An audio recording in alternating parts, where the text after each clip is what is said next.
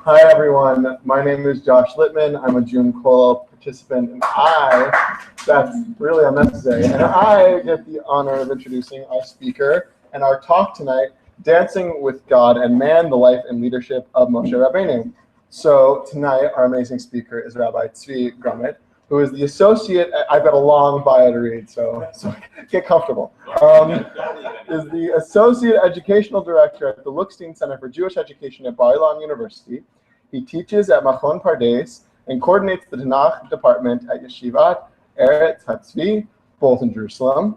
He is an alumnus of Yeshivat Shalavim, has a BA from Brooklyn College and graduate degrees in Jewish education from the David J. R. Azrieli Graduate School. He has rabbinic ordination from the Rabbi Isaac Elchanan Theological Seminary and serves on the Rabbinic Advisory Board of many communal organizations. I'm very excited to hear him talk. I bet we all are. And so I'm going to stop talking. Rabbi Grumet. Thank you. I'm a firm believer that the longer the introduction, the poorer the speaker. So I'm a little bit nervous now. All right, I printed up some source sheets that I hope you have. If you have a Chumash, it'll be great because we're going to need it a little bit later. Okay? I just wanted to avoid having to flip through lots and lots of pages in the Chumash. So if there are Chumashim around, that's great. And just better if you have one handy now than to have to run up and get one later. Okay?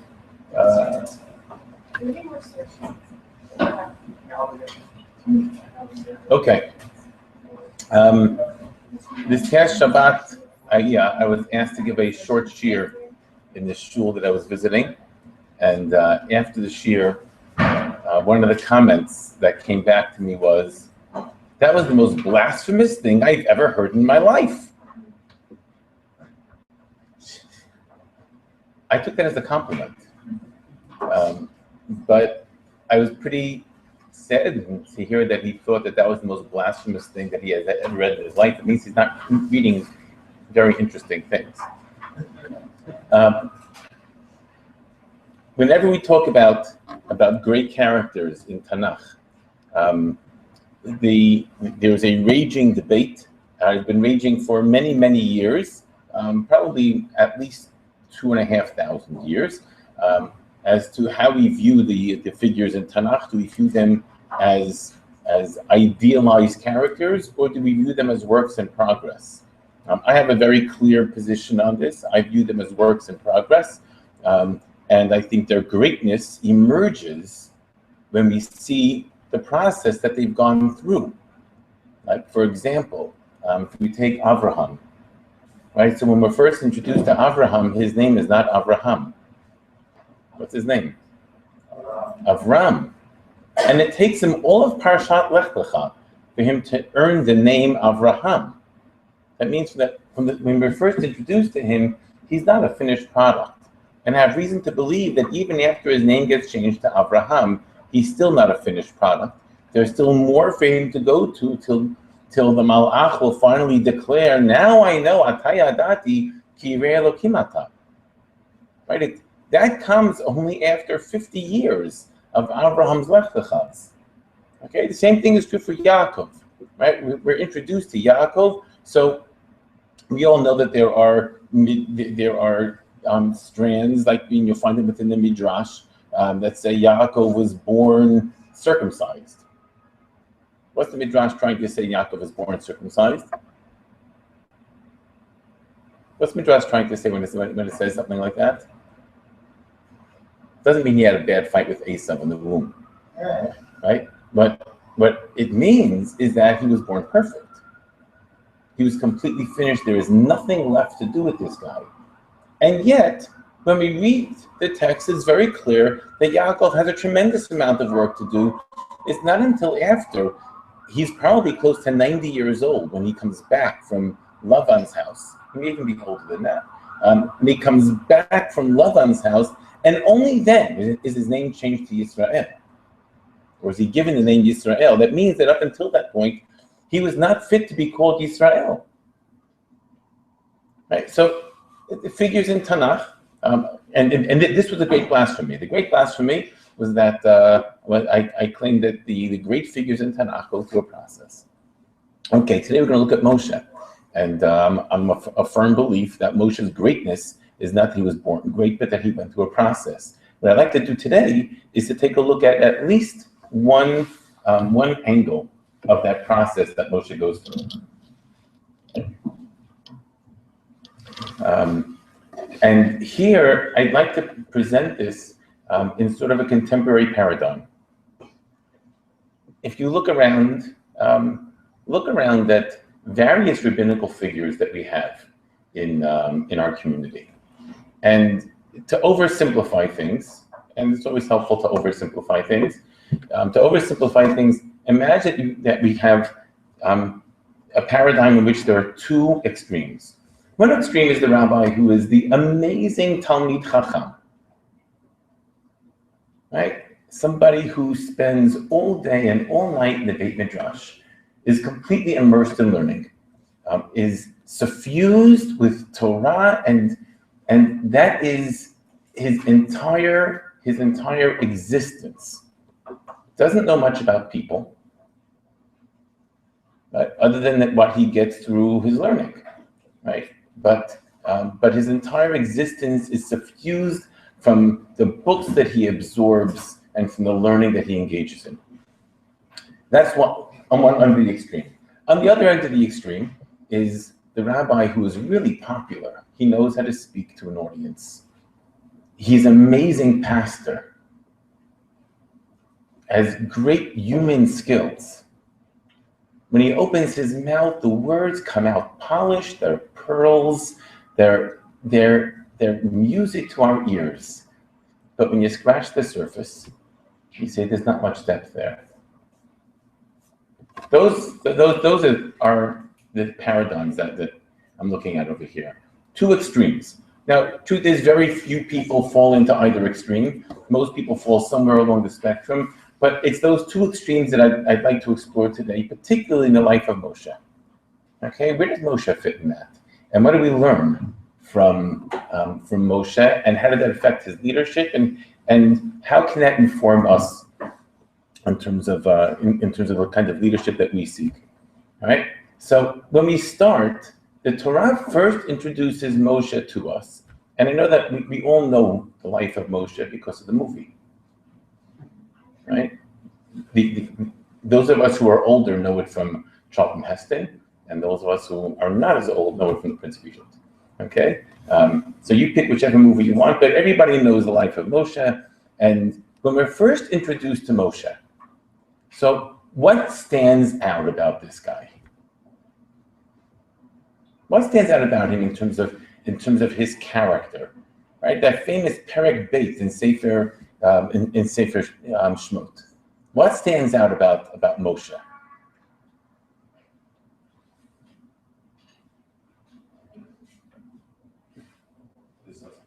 Sense of justice, right? We see that over, right? He sees Ish Mitzri Makeh Ish Ivri Me'achav, and he says, no, you can't do that.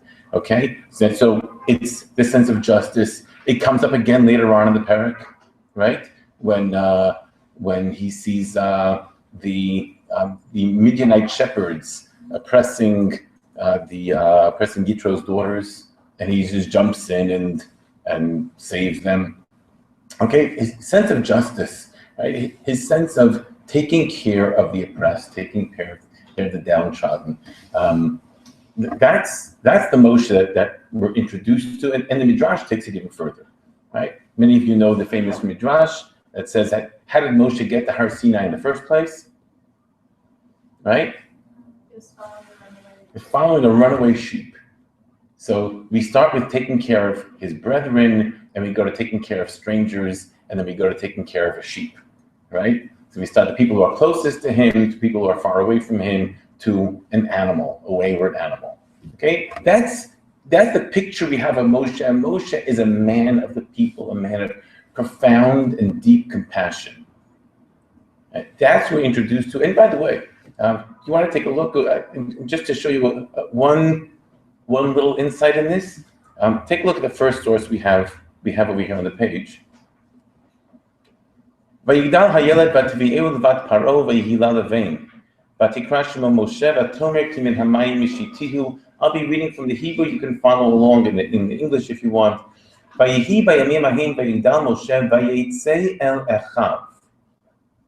וירא בסבלותם וירא איש מצרי כאיש עברי מאחיו. Notice what word jumps out of that pasuk. Echav, right?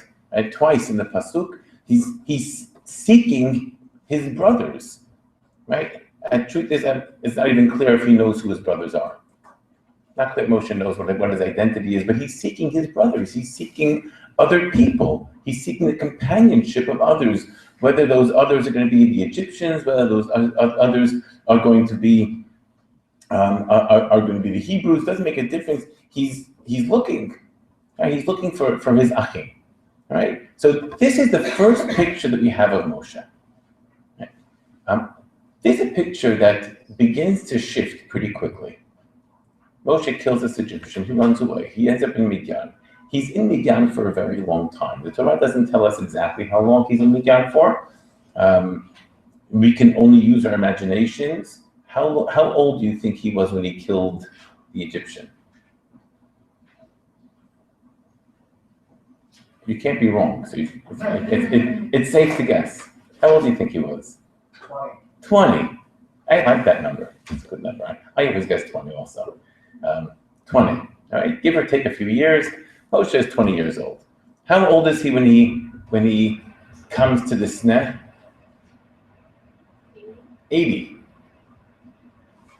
There's 60 years in between those two events.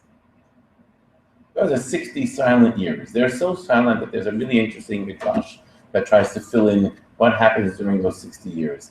I'm interested in what happens after the 60 years. So Moshe comes to this night. He's there at the burning bush. He's introduced to God. Right? Hashem comes and introduces himself and tells him he has a mission. 5 times. What does Moshe do? No, thank you. Hashem comes to Moshe and says, I have a problem. So Moshe says, yeah, you have a problem.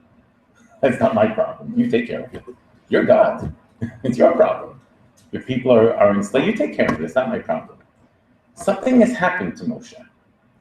During those 60 years of tending sheep, something has happened to the man who was so tied in to the suffering of other people that all of a sudden, or not all of a sudden, that now Hashem comes to him and says, oh, suffering of people. He lights that light bulb, suffering of people.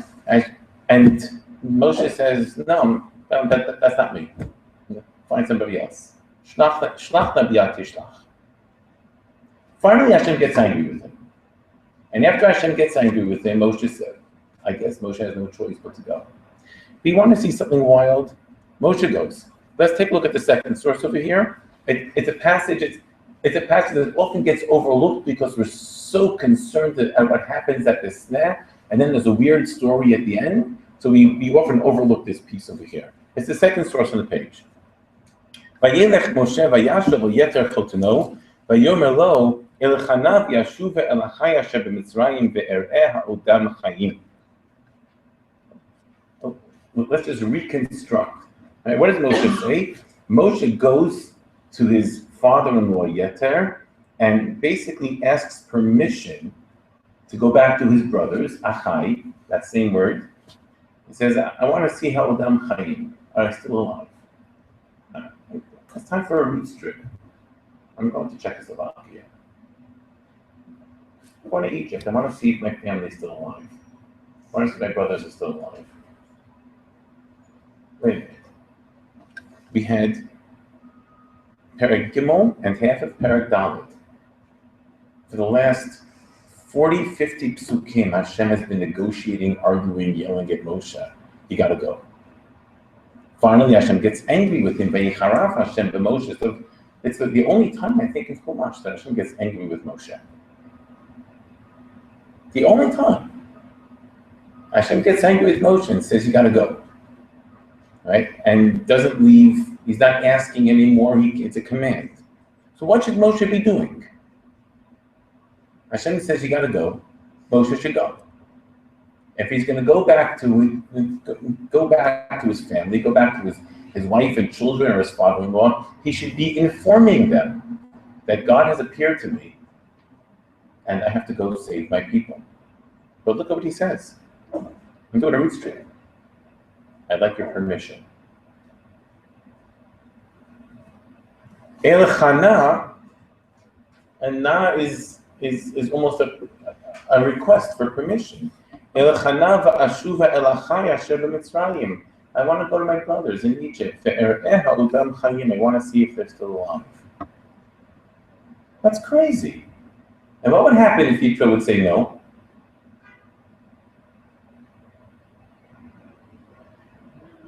He wouldn't go. And I would submit, by the way, that Moshe is actually hoping that Yitro is going to say no.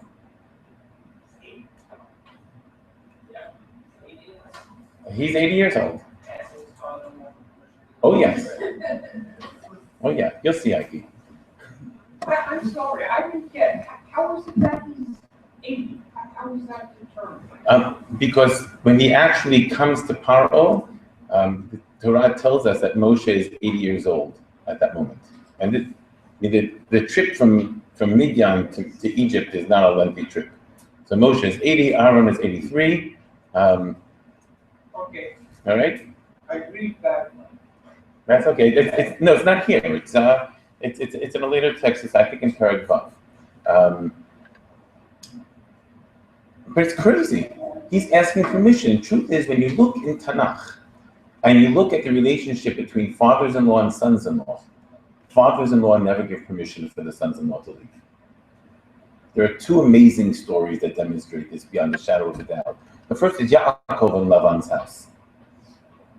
And after 7 years, Yaakov says, it's time to give me my wife, and he wants to leave, and all of a sudden, he's in for another 7 years, and 7 years later, he wants to leave, and Lavan again says, I'll make you a deal, I'll make you an offer, you can't refuse. Until finally, Yaakov realizes he can't ask anymore, he's got to run away. And he packs up his wife and kids and his stuff in the middle of the night, and he flees from Lavan. He can't even look him in the face, because he knows that Lavan's not going to let him go. Later on, at the end of Sefer Shoftim, you have the other story of the father-in-law, which is also an amazing, it's an insane story. It's the worst story in all of Tanakh, in which you have a guy whose concubine ran away from him. You can only imagine what he was doing, right? But his concubine ran away from him. He went to fetch her and to talk to her and to convince her to come back with him. And then when it was time to leave, his father-in-law says, no, stay one more day. And another day, and yes, one more day. And he doesn't want to let them go. When you take a look at the father-in-law image in Tanakh, the father-in-law does not want to let the son-in-law leave. He wants control over him. When Moshe goes and asks his father-in-law for permission, what's he expecting? That Yitro is going to say no. Moshe is looking for another excuse not to go. Something amazing has happened. This man who cared so passionately about people and about the suffering of people, the word you used was justice, right? He cares about the weak in society, and Hashem comes and tells him, well, your people are the weak in society and they need to be saved. And the response is, no, no, no, no. And the fifth time God says, I'm not letting you say no. So Moshe goes and looks for another excuse not to go, to ask his father-in-law permission. Much to his surprise, and probably to his chagrin, his father-in-law says, Lech l'shalom.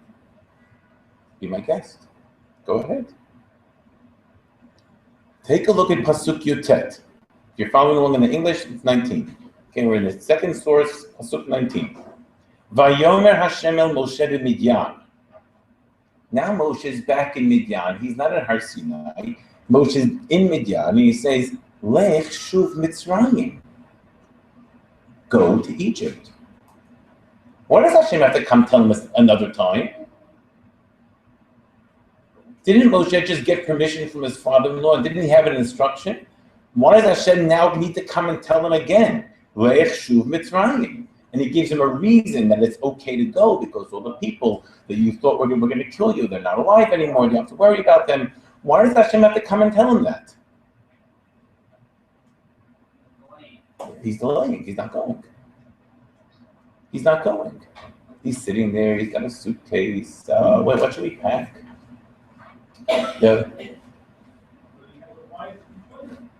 Why is one surviving? He has a new life. So God helps. So you have to be God faith. And maybe I'll have to go. But maybe he's not. The point being that there's profound hesitation over here. To the extent that God has to come and tell him another time, well, go. Right?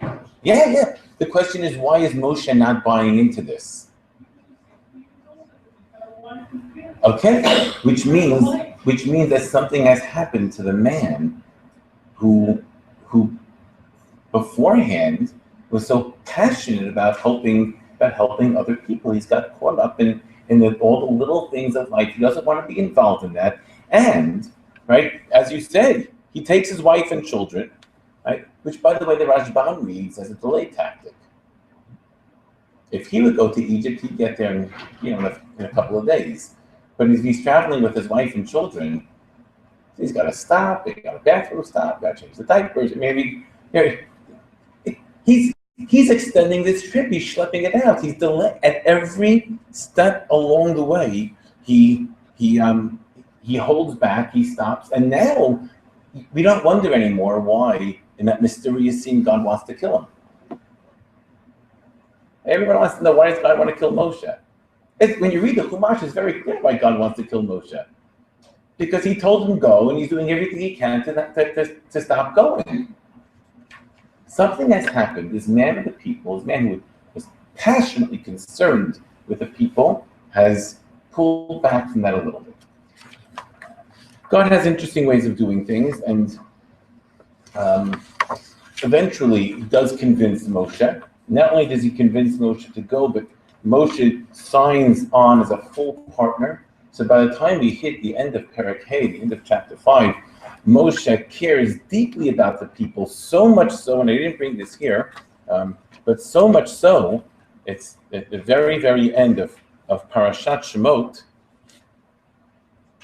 so much so that now Moshe argues with God again. Before he argued with God and said, I don't want to go. Now he argues with God and says, you're not doing enough. Vayashav Moshe el Hashem. If you have a Chumash in front of you, Perek Hey, Pasuk Kaf Beit. Pasuk 22 in chapter 5. Vayashav Moshe el Hashem. Moshe turns to God. This is after Moshe had gone to Paro, and Paro said no, and then Paro decided to make the life of the Hebrews even more difficult. And he says, Adonai, why are you doing bad things to these people? Why did you send me? I thought you were sending me to save them. And all this happened is their lives became more miserable. From the time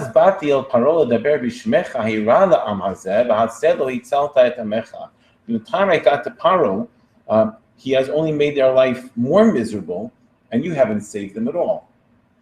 So look what happened. By the time we finish the parasha, Moshe is back to his old self. Moshe is there, he cares so deeply about the people. Not only will he kill an Egyptian, but he'll fight with God about this. You got to be doing more. This is the Moshe of the early part of Sefer Shemot. If we jump to the end of Sefer Shemot, we have a very different picture of who Moshe is. The end of Sefer Shemot. So here Moshe goes up on the mountain. He's up there, we all know, for 40 days and 40 nights. Stop for a minute to think about what it means for him to be up there in the mountain for 40 days and 40 nights.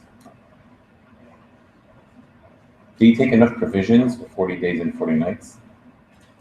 Did he even know he was going to be up there for that long? So here you have a guy who is not really human anymore. I like to say he's got one foot in Shemayim and the other one's on a banana peel. Right? He's not so connected to the world we have down here. Let's take this even a step further. He's up there for 40 days and 40 nights, and then disaster strikes, right? people are dancing around the golden calf saying, Eila Elohecha Yisrael Asher Ha'elucha Me'eretz Mitzrayim. This is the God who took you out of Egypt. God wants to strike them down. Moshe argues again, defends Bnei Yisrael. He goes down himself. He sends out Shevet Levi. They go on a murderous rampage. They kill 3,000 people. Not something to be taken lightly. And then Moshe goes back up the mountain. Okay, according to Chazal, there were 3 periods of going up and down the mountain, for each one of them 40 days. In the Chumash, it's not 100% clear. There are at least 2 of those. And at the end of that second set of 40 days, or let's start with the beginning of that second set of 40 days. Now, if you take a look at source number 4,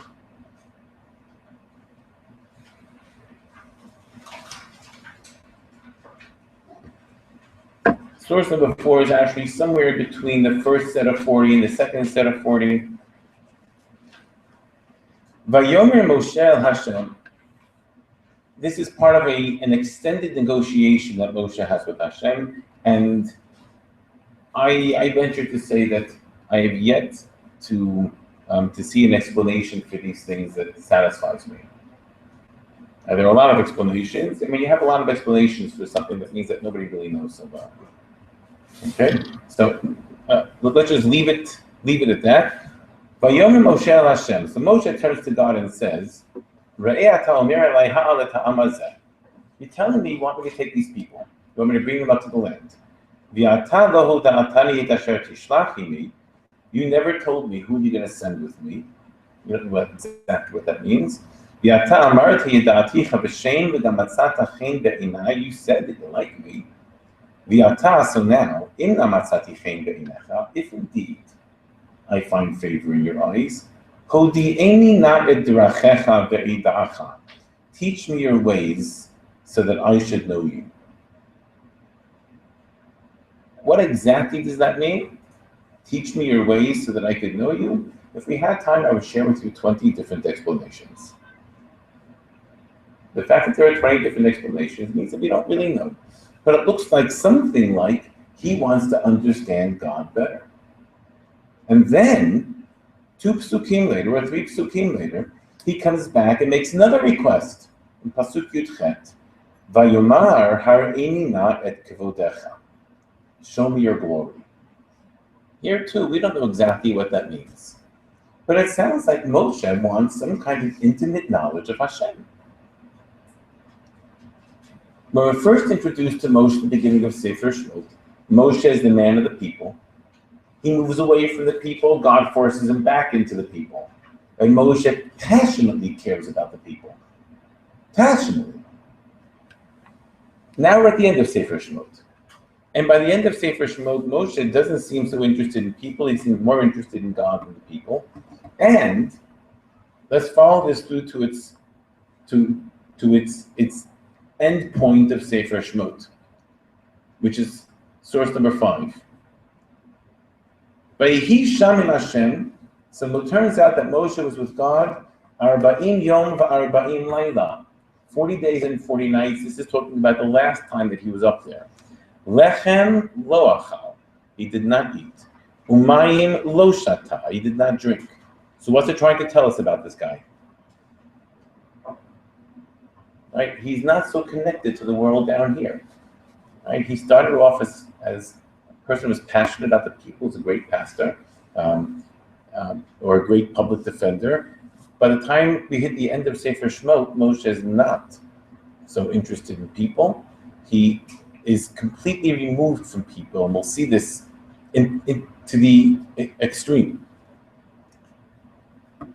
What happens? Moshe comes down from the mountain, and if you continue, Pasuk 29, Pasuk Chavtet, Vayhi beredet Moshe mehar Sinai yushnei l'chol ta'idut biyad Moshe v'yitomen ahar. When he came down from the mountain, he was holding the 2 luchot. U'Moshe lo yada ki karan or panav b'dabro ito. Moshe did not know that his face was radiant when God spoke with him. He didn't have a mirror up there. He didn't know that he himself was being transformed. But he comes down, And Vayar Aharon v'chol b'nei Yisrael et Moshe b'nei karan or panav. But everybody else saw that. Aharon and everybody else saw that Moshe's face is radiant, is shining, he's a glow-in-the-dark guy. They were afraid to approach him. Right? He's clearly different. He's not worldly. He's otherworldly. So he calls to them. He beckons them to him. So Moshe speaks to the leadership. And only afterwards, and Moshe instructs them what Hashem had told him. And then you go to Pasuk 33, Pasuk Lamed Gimel. Vayichal Moshe midaber itam. So Moshe finished speaking with them. Vayitein al panav masveh. And he puts some kind of a mask over his face.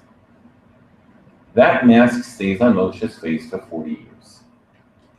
For the remainder of his time with the people, he has a mask on his face. The only time he ever removes the mask is when he has to convey a direct instruction from Hashem to the people. That's the next pasuk. Uvavo Moshe lifnei Hashem medaber, when Moshe goes to speak with God, yasir et hamasveh atzeitan. So he removes the mask when he's speaking with God until he leaves. V'yatza v'diber b'nei Yisrael eit asher yitzuvah.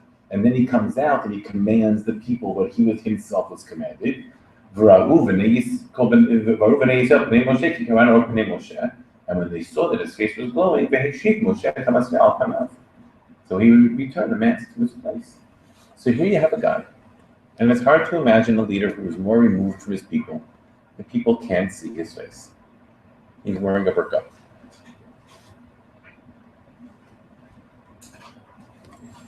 Look at what happens to Moshe in the course of Sefer Shemot. He starts off as a man of the people, passionate about the people. He's with them in their suffering. Imam Anochi B'tzara. He is with them in their suffering.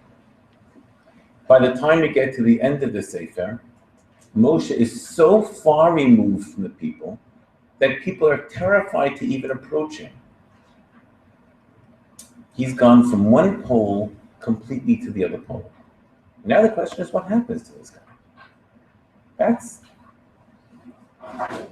The story picks up in Sefer B'midbar Sinai. And the first place that where the story really picks up, the beginning, the first 10 prakim of Sefer B'midbar Sinai talks about organizing the camp of the people. Where does everybody go? There are 3 different camps. There's a camp of the Mishkan, there's a camp of the Levi, of Shevet Levi, there's a camp of the rest of the people. Where do they go? How do you travel? Who belongs in the camp? Who needs to be thrown out of the camp? Right, we have early organization. We have the signals for traveling, the signals for stopping. Everything is choreographed and planned out. Okay, and now we get our first story. We read this 2 weeks ago. The first story, in source number 6, is strange because we don't know anything about it. It tells us nothing. The people were like mit onanim. And if we knew what mit onanim meant, we would at least be halfway to first base. But we don't even know what mit onanim means. And we think it means something like mitlonanim. But mitlonanim is a different word. It's a different root. But mit onanim, so we can, Mefarshim have a field day with what mit onanim is, but then it says they weren't even mit onanim, they were kamit onanim, they were as if mit onanim. The Torah, I think, deliberately hides what the issue was. The issue is not relevant. Whatever it was that they were doing, it was Rabbi Oznei Hashem. God heard it and God wasn't happy. How about Moshe? What's his reaction?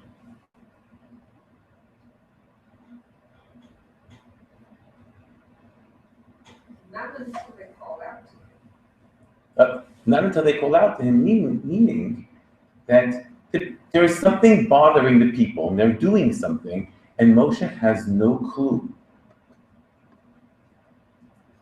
God hears, but Moshe doesn't. I understand why he doesn't hear. He's got a mask on his face. He is separated from the people. It was also when he was up on the mountain and God had to tell him to go down to the people. There I understand because he's up on a mountain. But here, he's down there with the people. He's living amongst them, you would think, but apparently not. He had his own tent. There was a passage we didn't look at the end of Sefer Shemot. As part of the story of the Egel, Moshe sets up an Ohel Moed, which is not the Mishkan. The Ohel Moed is outside of the camp. The Mishkan is at the center of the camp. The Ohel Moed is Michutz LaMachaneh. Harcheik min HaMachaneh, it's far away. That's where Moshe would go. So Moshe is hanging out in his own little private Beit Midrash, somewhere outside of the mountain. That's where he sits and learns all day long and gets his divine revelation. There are things going on in the camp and he has no clue. So while he's sitting there, God's taking care of what's going on. He sends a fire. Moshe has no clue with it. Vayishma Hashem vayicharapon. God hears, God gets angry. Vativ arbam eish Hashem. So God's fire consumes the edge of the camp. Vatochal b'ktzei hamachaneh. Right? What's relevant over here is not what the people were saying. The Torah wants to hide that from us. That's not important. You know what's important? What's important is to know that Moshe doesn't know. That's what's important. Vayitzak ha'am el Moshe. So the people then comes crying to Moshe. Vayitpalel Moshe el Hashem v'tishka ha'esh. So Moshe cries out to God and the fire goes down. Meaning, he's the fireman. But he doesn't conduct an investigation to find out the cause of the fire. He knows nothing. And he knows nothing, and he finds out nothing. He calls the place Tav Eirah. This is the place where there was a fire. It has nothing to do with sin, it has nothing to do with Bnei Yisrael. It's the place where there was a fire. And that was the fireman, okay? You're not going to get, I don't think we're going to get a stronger indication of how divorced Moshe was from the people. That the combination of him wearing a mask, the people don't see him. He's in the Ohel Moed, Michutz LaMachaneh, far away from the people. And when something happens and there are problems, everybody knows except for him. The alternative is that he predicts when there's going to be a problem, and then Jonathan's before there ends up being fire. Well, this is reactionary. It's normal. Well, let's explore at least one possible alternative. It says that God hears, but it doesn't say that Moshe hears. The alternative is he doesn't have his Beit Midrash outside of the camp. He has it in the middle of the camp, and he's got the windows open. So when something's happening, he hears about it. And if people are complaining, maybe it's a good idea for a leader to have open channels of communication with the people, so if they're not happy about something, he can know about it before it gets to crisis proportions. No one crying out to God. It doesn't say that they cried out to Moshe. No, they didn't cry out to God. Doesn't they Hashem? It was Rabbos that God heard. They weren't crying out to God. God heard. But if there's Grumet, if you're a leader and you don't know, you're the head of a school, you're the head of a shul, you're the head of a corporation, and you don't know that your employees are disgruntled, there's a problem. There's no feedback loop. You have no way of knowing. You're isolated in your own little cubicle there on the 81st floor. God created the situation. Did I say fault? Well, but you're saying that there's something lacking in leadership, or there's something divorced from the people. Who set all this up at each stage, and at the crucial time when they could have all been wiped out, he stood up, he argued. Okay. But that was his finest moment, So and God's plan keeps going. I'm trying to be really careful over here, not to pass judgment. You got to call it as it is, right? as it is, this is not the same guy we met at the beginning of Sefer Shemot. And as it is, that he's gone through a transformation. He is completely separate. The man of Sefer Shemot, right, in the beginning of Sefer Shemot was a man of the people, but there was something missing. The man at the end of Sefer Shemot is a man of God, and there's something missing. Question is, so what do you do with this? I believe that this is the story of Sefer Bimidbar Sinai, or at least it's one of the stories of Sefer Bimidbar Sinai. I think there are at least two stories in this book, and this is one of the two stories. One having to deal with the leader, and the other having to do with the people. Those are the two parallel stories that we have in the Sefer. Now, to be fair, if you jump to the end of the Sefer, and we'll jump there. Well, we'll jump there right now. If you jump to the end of the Sefer tells us two stories that are completely different. At the end of 40 years, the last year in the desert. And in the last year of the desert, there's one story, which I imagine most of us are pretty familiar with.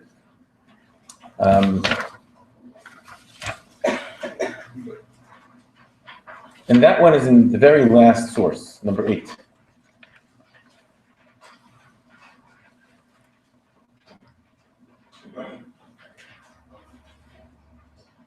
So here we are in the 40th year. They're literally on the doorstep of Eretz Yisrael, and they take a census, figure out how many people are in each shevet, and how to organize the families so the families can get the appropriate portions of land in Eretz Yisrael.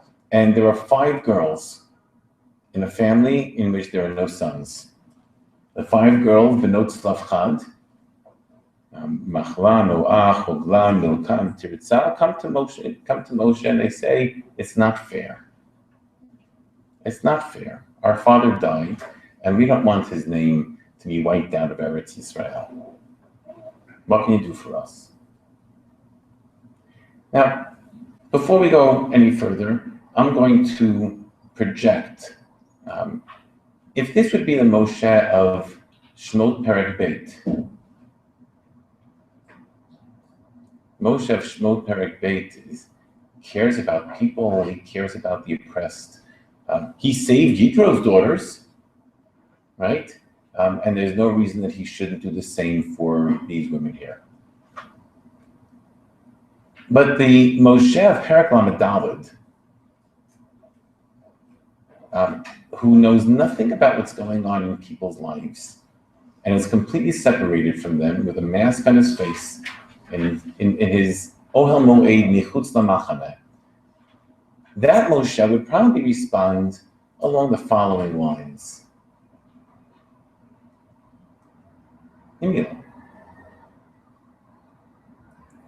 A petty question like that? What's the problem?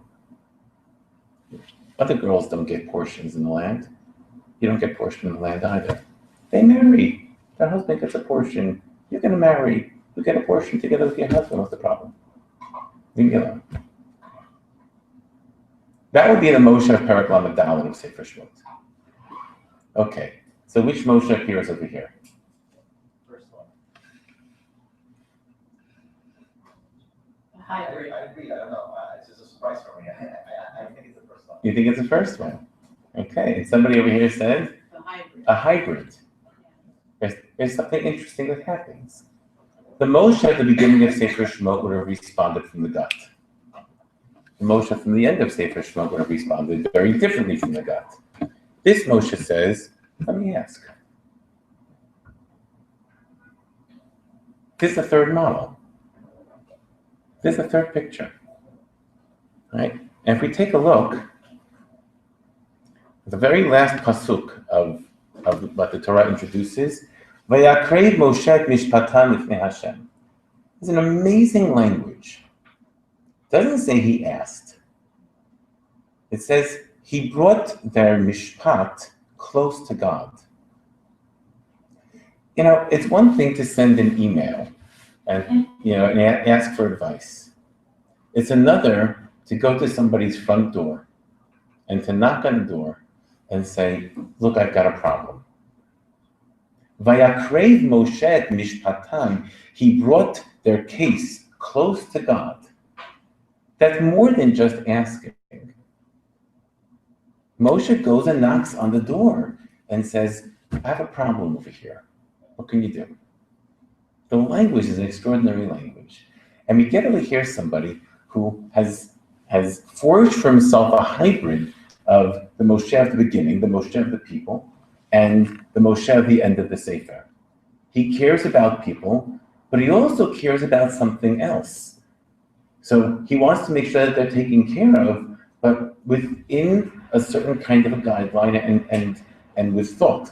So this is the story that most of us are, or many of us are familiar with. Vayakrev Moshe Mishpatan was a really important line. The other story, which we don't have a lot of time to go into, but just mentioned very briefly, comes at the very, very end of the Sefer, Perek Lamed Beit of the Midbar Sinai, and that's when two Shvatim come to Moshe, and they request permission to live on the eastern bank of the Jordan River. That story deserves a full-blown shiur in itself. It's actually one of my favorite things to teach. But I just want to pull out one tidbit from that story. If you were to look throughout that story, the entire parak, Moshe doesn't consult with God once. It's in fact the only story in all of Chumash in which Moshe has a decision to make in which God is not involved. That is the final story of Moshe's life.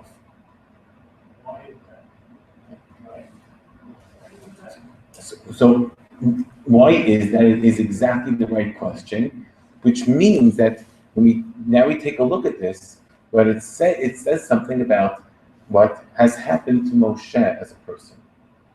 Okay, and what has happened to him as a person is, imagine for a moment that you, as the CEO of a corporation, have somebody that you're training to take over for you. So you're mentoring, right? And at some point, you let your protege do it on their own. That's the only way they're ever going to learn. They've got to do it. The fact that Moshe doesn't consult with God is not, I don't take that as a negative. I take that as the pinnacle of Moshe's leadership. Moshe doesn't need to consult with God. This is not something about which God has to express an opinion. And here's where Moshe can do it. And what he does is an amazing thing. He manages rebellion. And it's a rebellion. There's nothing less than that. He manages a rebellion without a threat, without invoking God's name, without just through speaking with him. We've gone from one extreme at the beginning of Sefer Shemot to a second extreme at the end of Sefer Shemot to some kind of hybrid at the end of Sefer Midbar Sinai, where Moshe takes those two elements of his character and marries them together. What I'd like to do is I'd like to take a look at, and I hope we have time for questions. I'll save some time for questions. What I'd like to do is I'd like to take some time to take a look at a critical turning point, somewhere in the middle. We have the extremes. Where in the middle do things begin to change? And I want to take a look at, together with you, it's not on your sheets, but if you have a Chumash, this is where it's coming very handy, to this week's Parsha. Parshat Korach.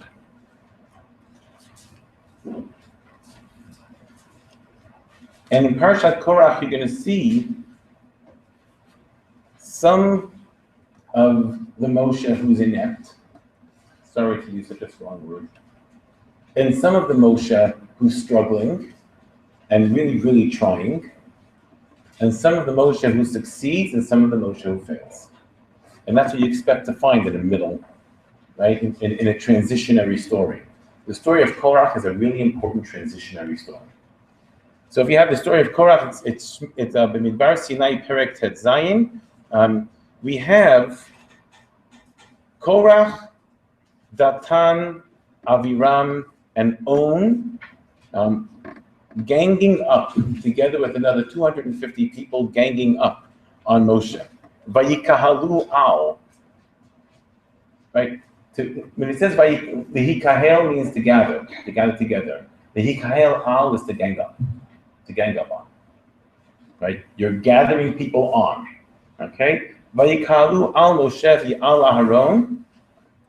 And here we have to see the words in the Hebrew because no English translation will be adequate. Vayamu alehem rav lachem. You have too much. That's what Korach and his band say. You have too much. Ki chol ha'ida kulam kadoshim v'tocham Hashem. The entire community, everybody's kadosh, and God dwells amongst them. Umadua titnasu al kahal Hashem. And why do you raise yourselves above the rest of the community of God? Okay. We hear this. What's their complaint? What's the problem? What's bothering them?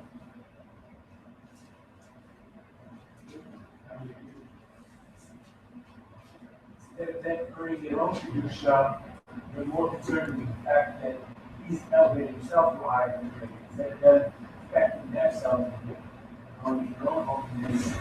Okay, so that's a Musar shmooze. Okay, what are they complaining about? What do they say the problem is? Nepotism. You two guys, Vayikalu al Moshe v'al Aharon, you two guys take everything for yourselves. Nepotism. You, Moshe, chose Aharon to be the Kohen Gadol, right? We are all locked out. Okay. You read this, that's what it sounds like. Moshe hears this. His first reaction is he falls on his face. Now, there are a lot of times that Moshe falls on his face. Sometimes he falls on his face and speaks to God, and sometimes he falls on his face. There's a big difference between those two. Okay? Falling on your face is an ultimate sign of exasperation and submission. That's what Moshe does in the story of the Meraglim too. We had this last week, and they gang up on Moshe and Aaron, and he falls on his face, like this. They want to stone him. Right? So falling on his face is exasperation. But look at what happens over here. Vayishma Moshe vayipol al panav. Now, earlier in Chumash, when Moshe falls on his face, you know what happens? Big brother comes in a helicopter to rescue him. God appears in a cloud. Or he appears over the Mishkan. So Moshe falls on his face and he's expecting the big brother to come and rescue him again. But it doesn't happen. God leaves it to Moshe to handle by himself. Vayishma Moshe vayipol al panav. And when he realizes that nothing's happening, nobody's saving him, he gets up. Vayidaber al Korach v'al kol hatatel, he starts talking to them. Boker v'yodah Hashem et hashalo v'et hakadosh v'kri v'elav. In the morning, we'll find out. God will decide in the morning who really is kadosh, and then Moshe comes up with a test. And it's amazing. Right? The Ramban says, essentially what I'm about to say, that Moshe has this test with the fire pans and the ketoret, right? And let God choose. Moshe invented that. Hashem never told him to do that. Moshe invented that by himself. That's a pretty bold move. Now, what's he thinking? Well, maybe he's thinking like Eliyahu Navi. I'll stage a showdown over here, and I'll say, God, then you got to bail me out. Or maybe Moshe is thinking that, this is only about 6 months after the inauguration of the Mishkan, and Datan and Nadav and Avihu, they suffered a pretty terrible fate when they brought their own Ketoret. Maybe there's something magical about the Ketoret, that if you're unauthorized, you just get burnt. And maybe people will be afraid enough when they hear they have to bring a Ketoret because they remember what happened to Datan and Aviram. Maybe they will learn from that and desist. So Moshe is thinking strategically over here. We've never seen strategic thinking from him beforehand. He's always been reactive and turning to God and say, you do something, and then protecting the people from God. But here Moshe is doing something to try to control the people. He's got a rebellion over here on his hands. He comes up with a plan. Stage one, I hope that nobody takes me up on this because they'll all be too afraid. If they do take me up on this, maybe the Torah has its own kind of magical power and they're just going to kill them. Which is, by the way, what ends up happening, right? So that's Moshe's plan, his initial plan. But then, take a look at the end of Pasuk Zayin. So in Pasuk Vav and Pasuk Zayin, Moshe is laying out his strategy. And as part of his strategy, he says, the very, very end of Pasuk Zayin, Rav Lachem b'nei Levi. Now, if you paid attention earlier, those words, Rav Lachem, that's exactly what Korach and Datan and Aviram said to him. You guys have too much. But Moshe takes their words and sarcastically throws them right back in his face. You said Rav Lachem to me? No. Rav Lachem to you. Rav Lachem, you have enough. You're a Levi. You have too much already. That's the first thing we see that Moshe does in terms of managing a situation. There's a second thing that Moshe does in terms of managing a situation, and this is really interesting because it turns out that he's talking over here to B'nai Levi, Korach, Datan. Well, no, Datan and Aviram are not B'nai Levi. On Ben Pelet is not B'nai Levi. He's only talking to Korach and his people. What happened to Datan and Aviram? We'll see them in a minute. But before we see them, we have another thing that Moshe does. Pasuk Chet. Vayomer Moshe el Korach. Now Moshe has a private conversation with Korach. Beforehand, he addressed everybody. Beforehand, he addressed Korach v'kol adato. Now he's only talking to Korach. He's having a private conversation. So just imagine what's going on over here. Here's Moshe. I'll play Moshe for a minute. People gang up on him. He says, okay, in the morning, you ready? Are you all with me, B'nai Levi? In the morning, we're going to have a contest, and we're going to see which one of B'nai Levi God chooses. Well, if he's saying which one of B'nai Levi does God choose, who's he automatically excluding? Datan and Aviram. They're not B'nai Levi, they're B'nai Reuven. So Moshe is divide and conquer. Datan and Aviram have been sidelined. Second step is he calls Korach over for a private conversation. And off mic. And nobody else knows what he's saying. Now, what does he say? Take a look now. Pasuk 10. Hama'at mikem, isn't it enough? Notice the pun? Started with Rav Lachem, and now Hama'at mikem. You have too much, isn't it enough? Rav and Ma'at. Hama'at mikem, isn't it enough? Ki yivdil Elokei Yisrael etchem mi'adat Yisrael, isn't it enough that you guys have a special position already that you want something else in addition? You want the Kuna Gedolah, right? Because at this point, we're talking only about one position, the position of being the Kohen, right? But this is a conversation that's happening off camera or off mic. Does anybody else know what Moshe is actually saying to Korach? Which means that the people who are watching this are growing suspicious, perhaps, that maybe Moshe is trying to strike a private deal with Korach. He says there's going to be a contest tomorrow morning. But now he's talking to Korach on the side. Is there something going on over here and we're all going to be excluded? So Moshe is doing a divide and conquer over here and trying to sow seeds of discord within Korach's own camp. That's the first two steps. Now comes step 3. Step 3 is, what about Datan and Aviram, who are not part of Shevet Levi? And here we see a completely different side of Moshe. Because not only is Moshe doing his crowd control over here in divide and conquer, but when I asked what was the complaint of Korach, they said nepotism, right? Nepotism in that Aaron is a Kohen Gadol. Moshe listened to their words much more carefully than we did. Because Moshe understands that there are two challenges in there. One was a challenge to Aaron's position. Second was a challenge to his own position. Korach from Shevet Levi, Ki chol ha'ida kulam kedushim v'tucham Hashem, right? He's talking about the holy position. So Korach is interested in the position of the Kahuna. I'm also from Shevet Levi. I want the Kahuna. But Datan and Aviram are not interested in the Kahuna. They want Moshe's position. Umadu atitnasu al kahal Hashem. Why do you elevate yourselves in the plural? Moshe is not the Kohen. He's not a Kohen Gadol. Moshe is a political leader.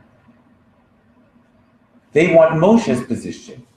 Moshe heard their words and understood that there is not just one challenge over here, but a dual challenge. And in order to deal with a dual challenge, you have to separate them. He's a smart guy. He's a guy who's learning how to handle a crowd. And look what he uses techniques like divide and conquer. He uses techniques like sarcasm. So what happens as a result? Take a look at Pasuk Yud. So Moshe goes and sends. He calls for Datan and Aviram. Why does he have to call for them? Weren't they there? Why weren't they there? Weren't they part of the group that challenged Moshe? They left. He wasn't talking to them.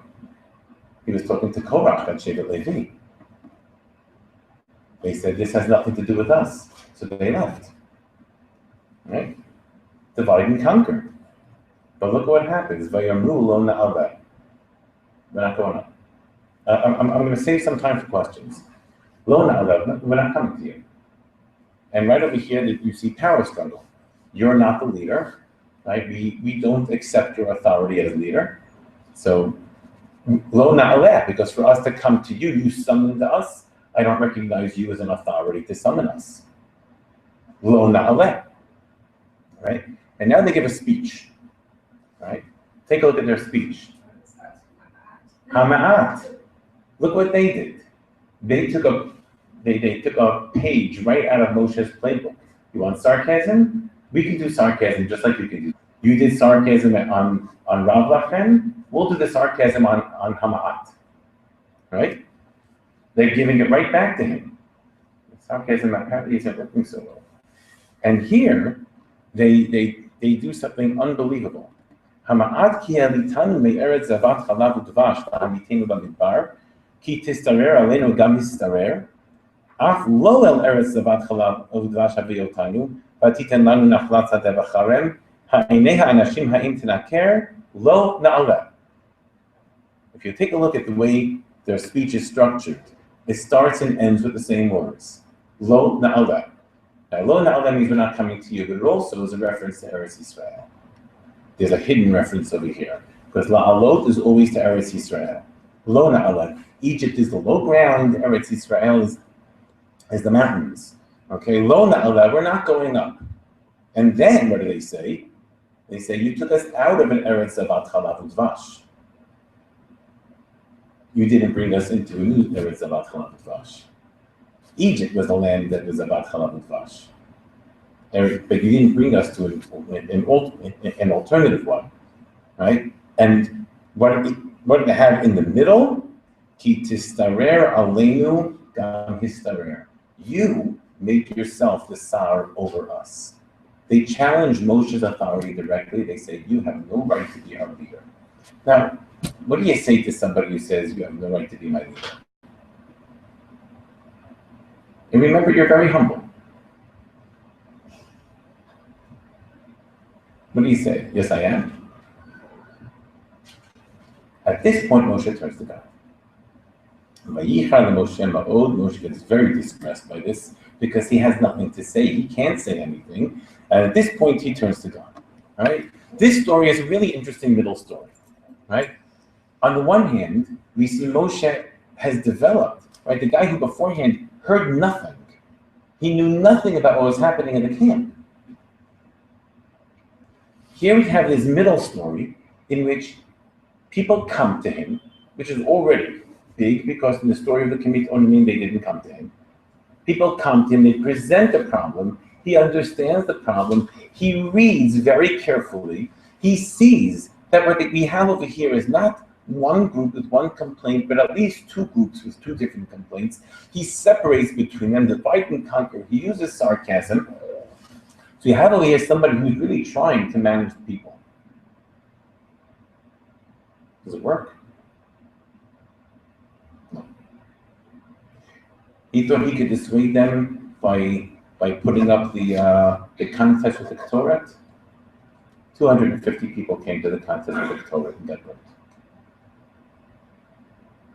He thought he could separate Korach from the rest of his community and divide and conquer and split them and sow seeds of discord. Didn't work. He thought he could use sarcasm and it backfires against him. In the continuation of the story, he invokes God and asks God to perform a miracle unlike anything that has ever been done and unlike anything that will ever happen afterwards. Let the earth open up its mouth and swallow them. That will prove to you once and for all that I didn't do this by myself. I didn't arrogate this position to myself. It was given to me. Did it work? No. We have the 250 guys who were burnt. We have Korach's people. We have Datan and Aviram who are swallowed up. According to there's an ambiguity in the pasuk in Parashat Pinchas as to where Korach fits. Was Korach burnt or swallowed up? And there's one opinion in Chazal that say yes. Which, by the way, is very insightful because it's saying that Korach was part of both rebellions. Saying that he got both punishments means that he was involved in both rebellions. He was playing both sides at the same time. He wanted to be both Moshe and Aharon. That's I think what Chazal are trying to say. But so you would think that it would be successful, right? He's proven it beyond a shadow of a doubt. But the next day, people come back and complain to Moshe, Atem hamitemet, am Hashem. You guys, you're killing Jewish people.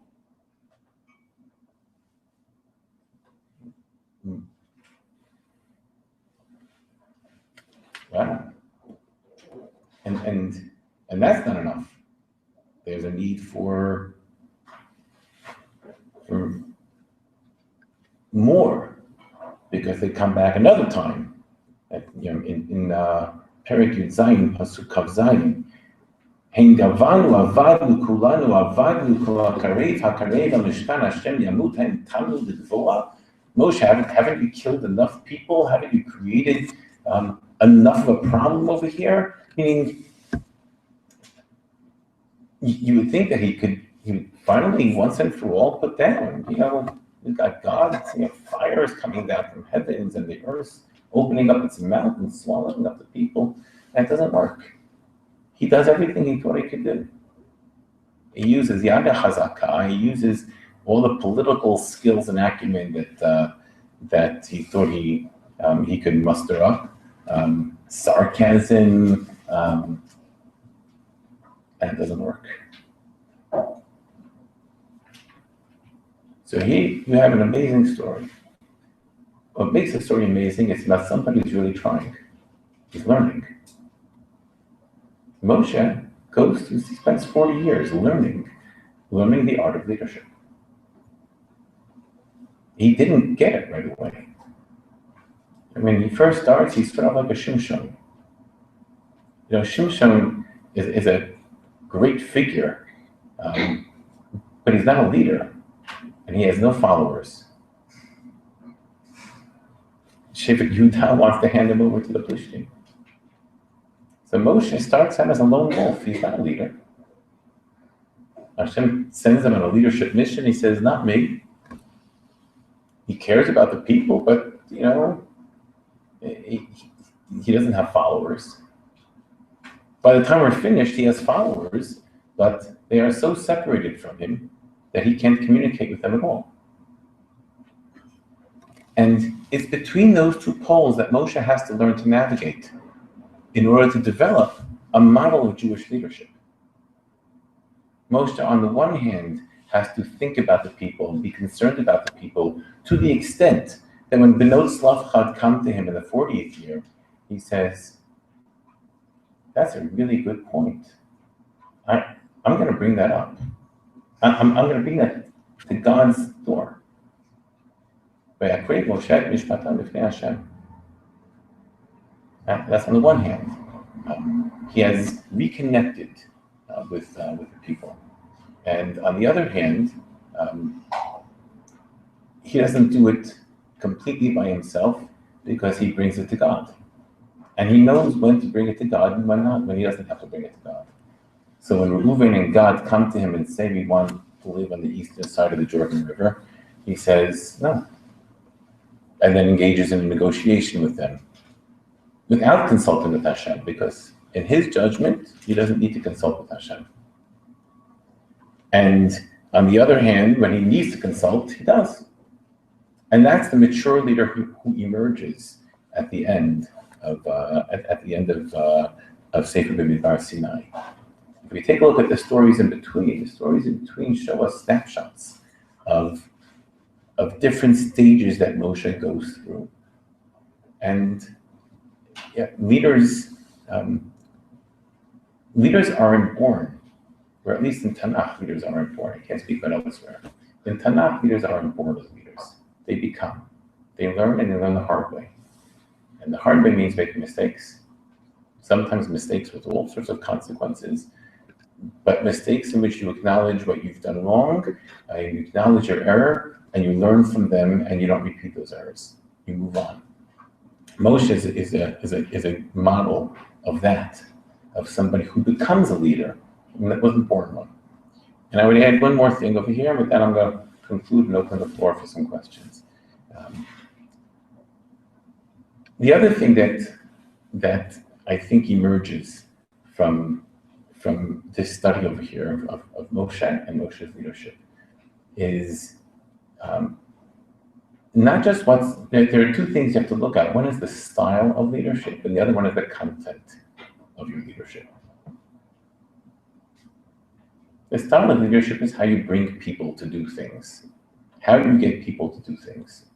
And Moshe has to learn, and he does learn, that the way to get them to do things is not by threats. That works only in the short term. It doesn't work in the long term. And not by punishments. That only works in the short term at best. It certainly doesn't work in the long term. In order to get, and not by being nasty. And not even by playing dirty politics. He's not very good at dirty politics. And that's not the way to really lead a people. That's what Hashem tries to teach you. So one element of leadership is the people piece.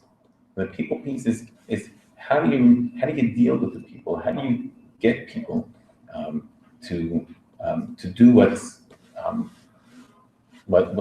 what you want them to do? But there's the other piece of it. The other piece of it is the content piece. The content piece is, how do you get people to do, well, what is it exactly you want them to do? You have a position of leadership. What's that position for? Where is it supposed to bring you? Where is it supposed to take you? Where do you want to bring these people to? You're in a company. What do you want this company to be? You're an educational institution. What should be its goal? You're in a shul. So what's our mission? Right? That's the vision piece of leadership. What happens, Moshe starts out as a man of the people. In the beginning of Sefer Shemot, by the end of Sefer Shemot, he's no longer a man of the people, but he's got something else. He's developing a vision. He has completely immersed himself in the vision. but that vision is divorced from people. And then he spends the next 40 years figuring out how to take that vision that drives him all throughout. It drives him through the rest of Sefer B'Midbar Sinai. It drives him through all of Sefer Devarim. That's the promised land that I need to bring the people to, both literally and figuratively. He sees the promised land in front of him. He knows where the people have to get to. And now he has to figure out, how do I do that? How do I work the people? How do I work with the people in order to get them there? And that's at least one piece of the kind of image that the struggling Moshe presents to us, and each one of us in our own lives, in the smallest circles in which we have leadership positions, like the family unit, into larger units in terms of different things that we do. How do I get the people to do? And then why is it, or what is it that I want the people to do? Is the vision piece. Thank you. Open for questions.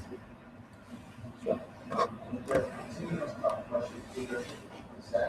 Where does the Moshe's Yitro fit in? Because in Yitro, Moshe is really involved with the people because him and Aaron are like adjudicating everything. Like literally every single Israelite comes to Moshe and Aaron asking, what are you going to do? And then says, you know what, you guys have made a system of court, so this is not going to work.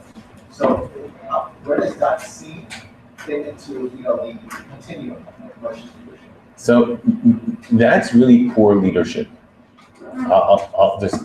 It's not leadership at all. It's reactionary. It's reactive. It's not reactionary. It's reactive. There are problems. Let me deal with the problem. Let me deal with one problem, another problem, another. Imagine the CEO of a corporation with 1,000 employees dealing with this guy's paycheck that wasn't right. You have a lot of other things to deal with. So, and again, I'm not faulting. I want you to understand, I'm not faulting Moshe. There's no reason to expect that Moshe is going to be anything other than that. He was not a leader. He was a shepherd. 1 year before this, he was a shepherd. He has been 60 years, right? According to your account, he has been 60 years tending the sheep.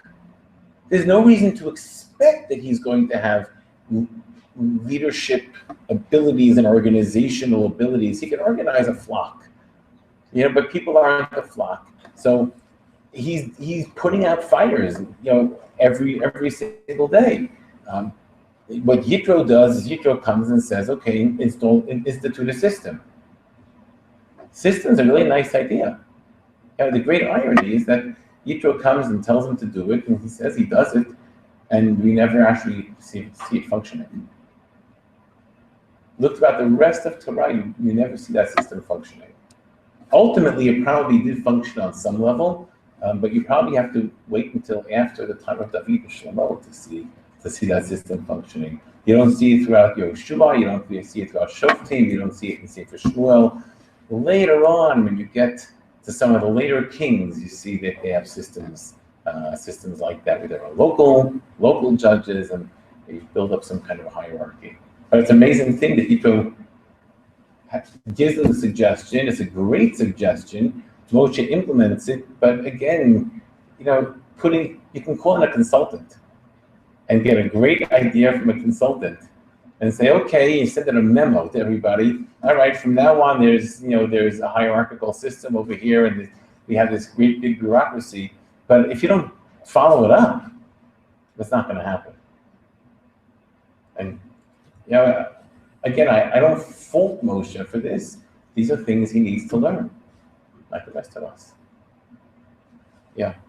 It seems as though it's like they often say that the first few years of someone's life can really ultimately shape them to a large extent. It seems as though there are a couple of things that were going on very early on that may have helped to shape these two different aspects of him. One is that from what we're led to understand, Moshe, when he was a baby, was hidden away. So it's like that's like an isolated piece of his beginning in life. And then when he was put on the water, put in the river, where was he? He was surrounded by everyone else and his people trying to survive, being about to be drowned in the river, right? So that was the connection with the people. Those were very early on, like visceral kind of experiences that may have shaped those aspects of him. And also that he was isolated in Paro's palace, that you don't hear of him going out to the people until he was, as you say, around 20. So it's another isolated piece. That is what you're saying is very interesting. I think bears further investigation. There are other things about Moshe, by the way, that we know about, that the text actually shares with us, but it shares with us in a sort of a shorthand. For example, the fact that he was from Shevet Levi. And Shevet Levi has a history. And that's, the history of Shevet Levi goes back to Sefer Bereshit. So there are all sorts of things from Moshe's early life that certainly played a role. You could even say that were built into his genetic code. You were talking about environmental factors. The Shevet Levi piece is really built into his genetic code. And then the question is, what do you do with the things that are built into your genetic code? Do you just let them determine what you become, or do you try to shape them and work with them and control them, not have them control you? Okay, yes.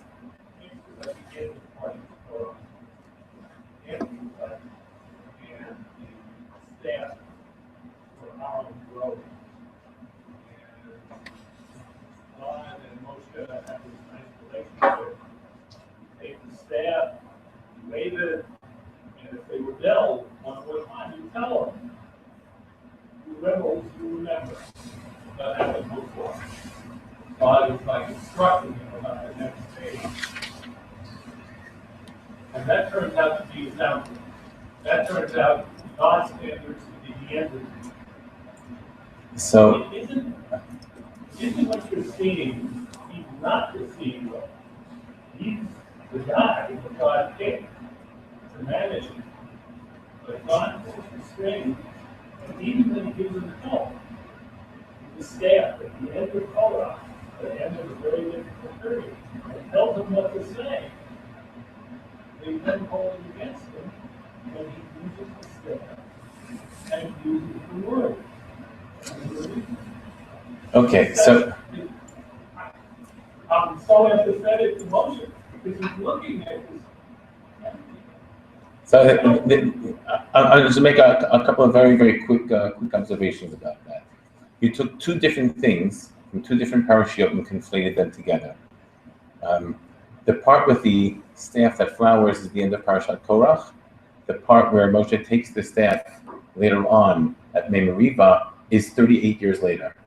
That's in the beginning of Parashat Chukat. And those 38 years are really significant. The Torah is silent about those 38 years.